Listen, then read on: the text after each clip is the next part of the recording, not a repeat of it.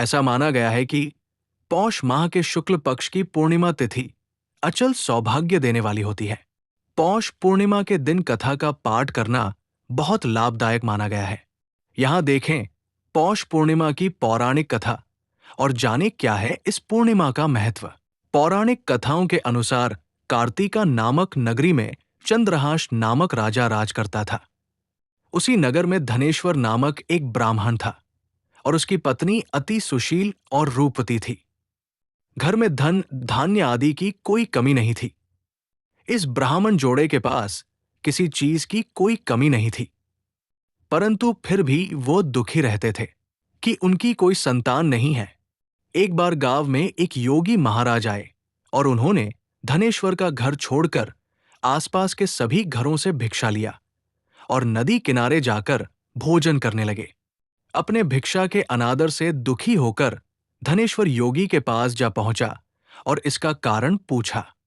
योगी ने इस सवाल का जवाब देते हुए कहा कि निसंतान के घर की भीख पतितों के अन्न के समान होती है, और जो पतितों के घर का अन्न खाता है वो भी पतित हो जाता है।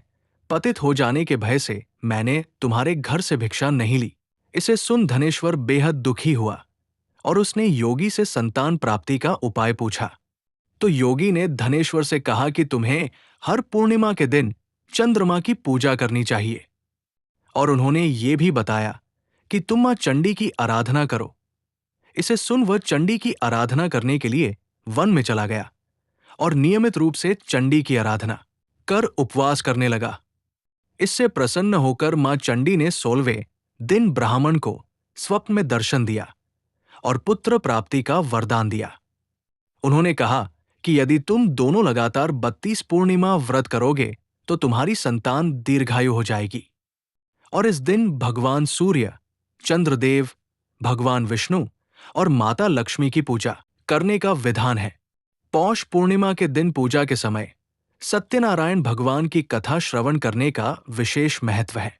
इस कथा का श्रवण करने से अमोघ फल की प्राप्ति होती है तथा सभी कष्टों का निवारण होता है। इस प्रकार पौष पूर्णिमा का व्रत करने से सभी मनोकामनाएं पूर्ण होती हैं और विशेष फल की प्राप्ति होती है।